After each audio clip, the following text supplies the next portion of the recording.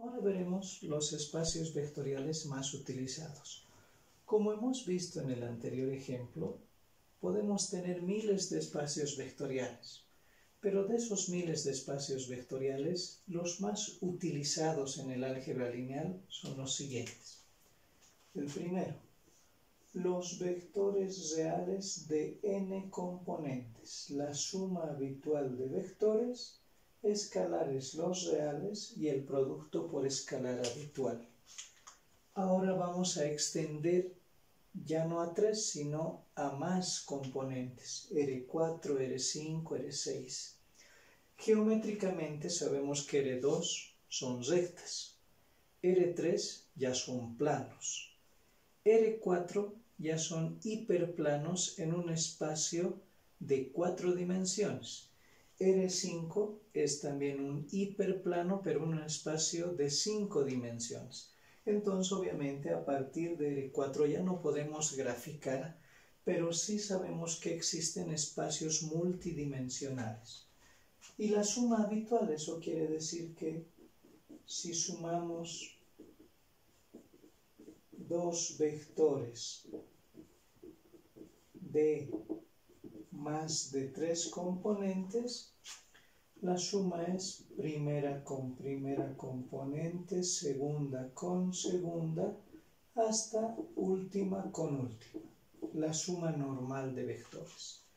Y el producto por escalar que multiplica a todas las componentes.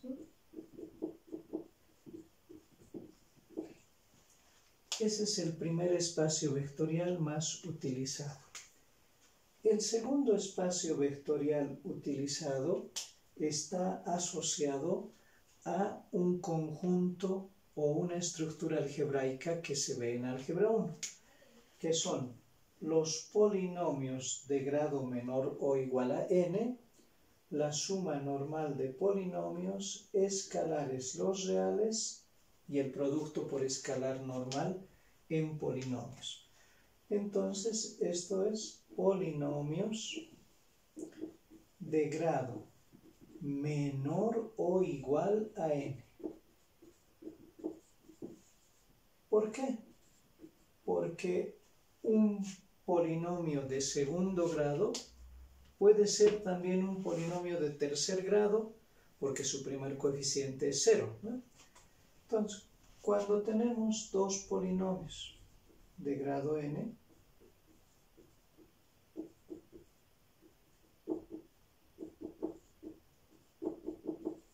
y lo quiero sumar a otro polinomio de grado n, aplicamos nuestra álgebra, ¿no? Y para sumar dos polinomios se suman términos semejantes, por lo tanto, a sub n más b sub n por x a la n, a sub n menos 1 más b sub n menos 1 por x a la n menos 1, hasta a sub 1 más b sub 1 por x y a sub 0 más b sub 0. Sigue siendo un polinomio de grado n. Y el producto por escalar, si multiplico un escalar a un polinomio, este multiplica a todos los coeficientes, ¿no?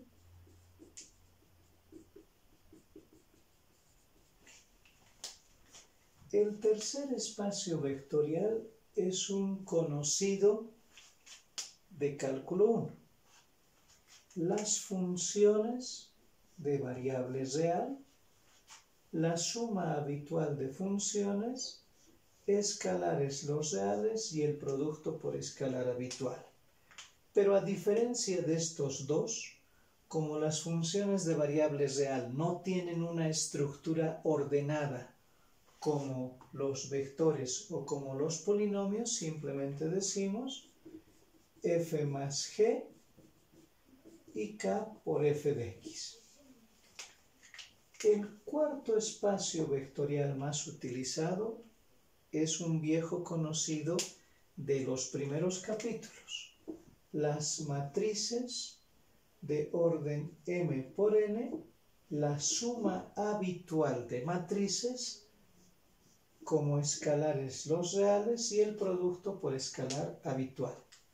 Solamente que a partir de ahora, en lugar de decir matrices de orden m por n, vamos a decir reales de m filas y n columnas, la suma habitual en matrices, escalares los reales y el producto por escalar normal de matrices. Un quinto, no muy utilizado, son los vectores complejos de n componentes. La suma normal de vectores, escalares los reales y el producto por escalar habitual. Entonces, estos son vectores complejos. A partir de ahora, vamos a decir espacio vectorial, y ese espacio vectorial pueden ser vectores, polinomios, funciones, matrices o vectores complejos. Ahora veamos los subespacios vectoriales. Un subespacio vectorial es un subconjunto del espacio vectorial, pero que es espacio vectorial por sí mismo. ¿Eso qué quiere decir? Que si tengo el espacio vectorial que cumple los 10 axiomas, hay un subconjunto, S, que para que se denomine subespacio, también debe ser un espacio vectorial por sí mismo. Este subespacio tiene vectores X, Y, Z y demás. Entonces, como ya de hecho S pertenece a un espacio vectorial, solamente es necesario demostrar dos axiomas. El primero, que para todo vector X, Y del subconjunto, X sumado con Y también debe de pertenecer al subconjunto. Ley de composición interna, pero en el subconjunto. Y el segundo, que para todo X que pertenece al subconjunto y K que pertenece al campo de escalares, K operado con el vector X también debe de pertenecer a S. Ley de composición externa. Este K es distinto del nulo, ¿sí? Por generalidad. Y a veces, en lugar de demostrar los dos axiomas por separado, lo demostramos en uno solo. Entonces, el combinado, que también es válido, nos dice que para todo X, Y vectores del subconjunto y escalares K sub 1, K sub 2 distintos de 0, K1 por X más K2 por Y pertenece al subconjunto S. Entonces basta con demostrar esos dos axiomas o el combinado va a ser un subespacio vectorial. Veamos un ejemplo.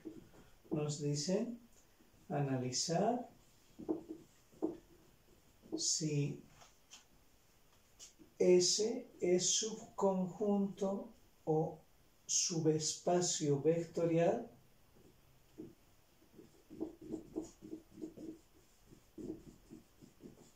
de R2, ¿sí? Siendo que S está formado por todos los vectores X y Y, tal que el valor absoluto de X más Y es igual al valor absoluto de X menos Y. Veamos. Entonces, nos dice dos vectores del subconjunto. Por lo tanto, digamos, sea el vector U de componentes U1, U2, que pertenece a S. Y si pertenece a S, cumple que el valor absoluto de la primera más la segunda componente es igual al valor absoluto de la primera menos la segunda. Y un vector B de componentes B1, B2 que también pertenece a S. Y si pertenece, satisface que el valor absoluto de la primera más la segunda componente es igual al valor absoluto de la primera menos la segunda. Veamos si U más B pertenece a S. Sumemos, porque estamos en un espacio vectorial. U más B va a ser igual a 1 más B1, U2 más B2. Si pertenece a S, debe satisfacer esta condición. La condición dice, primera componente más segunda componente en valor absoluto debe ser igual a la primera componente menos la segunda componente. Para poder demostrar esto, vamos a utilizar una propiedad de cálculo 1, la desigualdad triangular. Por la desigualdad triangular, sabemos que el valor absoluto de la suma de dos números reales es menor o igual al valor absoluto del primero más el valor absoluto del segundo. Y para nosotros, este va a ser el primer valor real y este el segundo. Entonces, el valor absoluto de 1 más B1 más U2 más B2 es menor o igual al valor absoluto de A, que es 1 más B1, más el valor absoluto de B, que es U2 más B2. Pero, como U ya pertenece al subconjunto, el valor absoluto de la suma es igual al valor absoluto de la diferencia. U1 menos B1. Y el valor absoluto de la suma es igual al valor absoluto de la diferencia. U2 menos B2. Ahora bien, esto es lo mismo de decir si aquí asociamos 1 más U2 más B1 más B2, ¿no? Lo mismo que decir 1 más U2 más B1 más B2. Y esto es 1 menos U2 más B1 menos B2. Entonces, por transitividad, el valor absoluto de 1 más U2 más B1 más B2 es igual o menor o igual al de la diferencia, que sería U1 más B1 menos U2 menos B2. Por lo tanto, satisface. Y el segundo axioma. K por el vector de componentes 1, U2 pertenece a S. Multipliquemos el escalar K por 1, K por U2. Si pertenece a S, el valor absoluto de la suma de las dos componentes es igual al valor absoluto de la diferencia de las mismas. Factoricemos K, nos va a quedar 1 más U2. Por propiedades, valor absoluto de un producto, valor absoluto del primero, por valor absoluto del segundo. Pero el valor absoluto de la suma es igual al valor absoluto de la diferencia.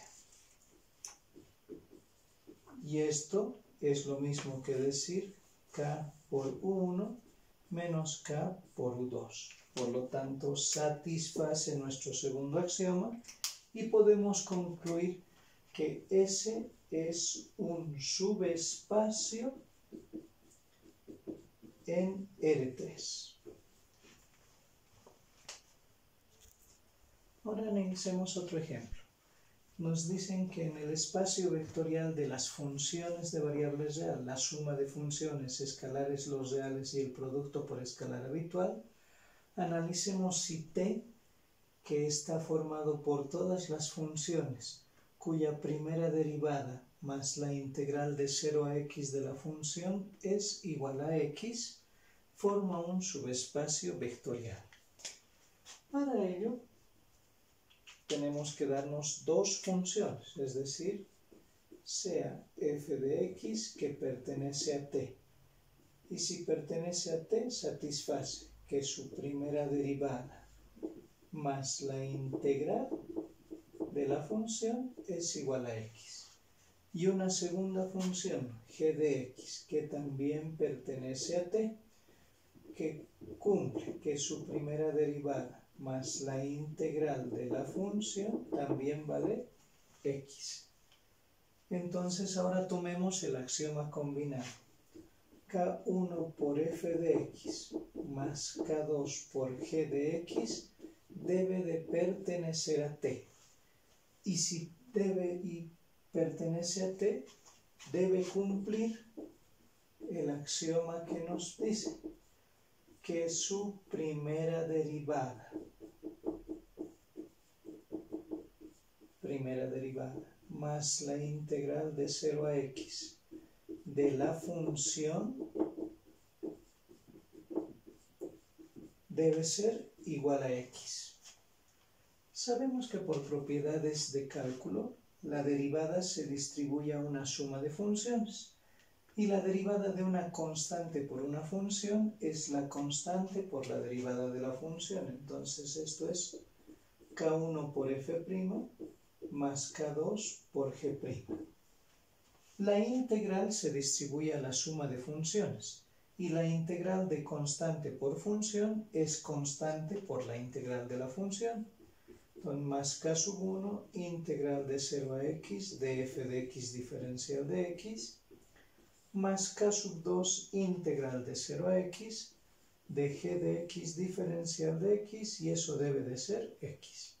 Ahora asociemos y extraigamos el escalar K sub 1, que nos va a quedar f' de x más la integral de 0 a x de f de x diferencial de x.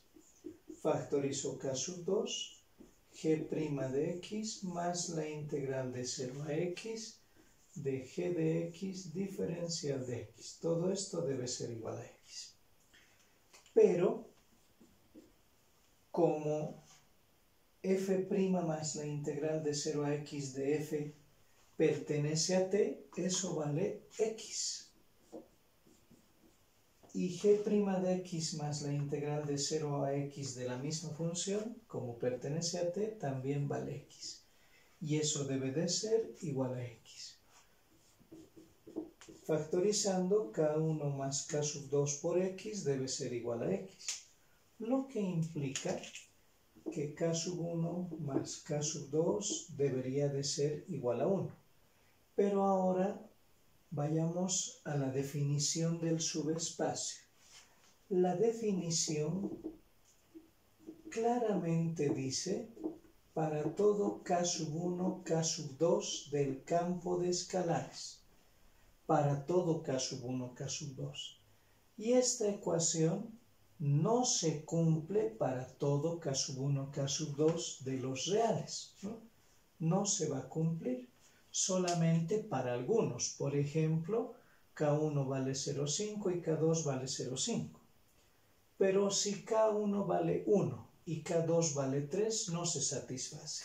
Entonces, como tiene que ser para todo par de reales, no se satisface y en consecuencia T no es un subespacio.